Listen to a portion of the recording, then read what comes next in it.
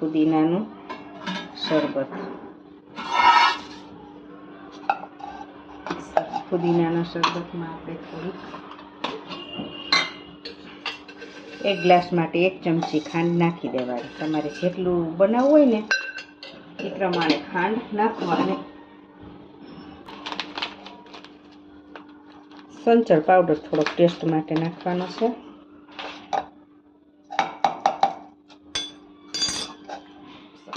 થોડુંક નિમક અને થોડીક આપણે નાખશું તીખાની ભૂકી. તીખાની ભૂકી એ કઈ અને આપણે કાળા મરીએ બોલી શકીએ.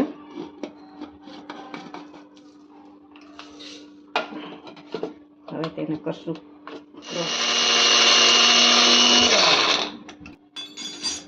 એક માણસ માટે બનાવી છે આપણે 1 ગ્લાસ માટે, એટલે અડધા લીંબુનો રસ નાખશું.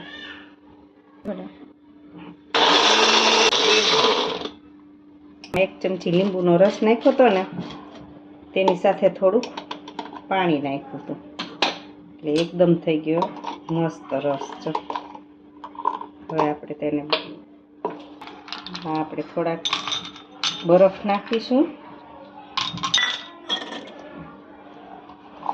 નાના ગ્લાસ છે એટલે 2 ગ્લાસ થશે. તેમાં 2 ચમચી આ પલ નાખીશું. ગાળીને નાખવું હોય તો ગાળીને પણ નાખી શકાય, અને એમ જ નાખવું હોય તો એમ જ નાખી શકાય. અને 2 ચમચી નાખશું તકમરિયા. મેં અડધા કલાક પહેલાં જ પલાળેલા હતા. મસ્ત ફૂલીને કેવા સરસ થઈ ગયા છે. અને હવે તેમાં આપણે નાખીએ થોડુંક પાણી.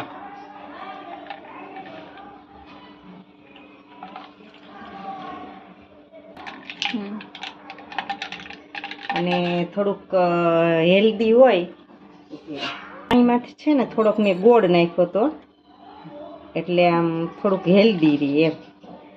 એકલું જ હું ખાંડ સાથે કોઈ બને ત્યાં સુધી એકલી વસ્તુ નથી બનાવતી, થોડોક ગોળનો યુઝ કરું છું. છે ને આપણું રેડી શરબત તૈયાર 5 મિનિટમાં જ.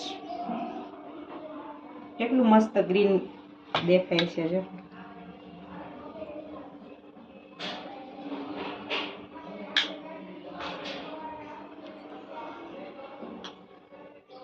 ઉનાળો આવી ગયો છે તો હું મારા ઘરે આવી રીતે સાકર અને વરિયાળીને પીસી અને પાવડર રેડી જ રાખું છું. 1 ચમચી પાવડર,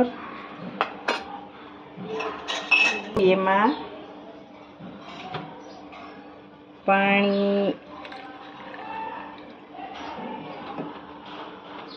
અને તેમાં નાખીશું બરફ.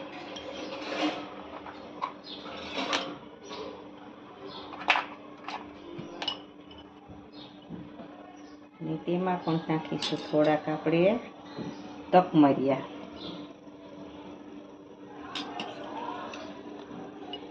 આ થઈ ગયું છે આપણું વરિયાળી શરબત રેડી.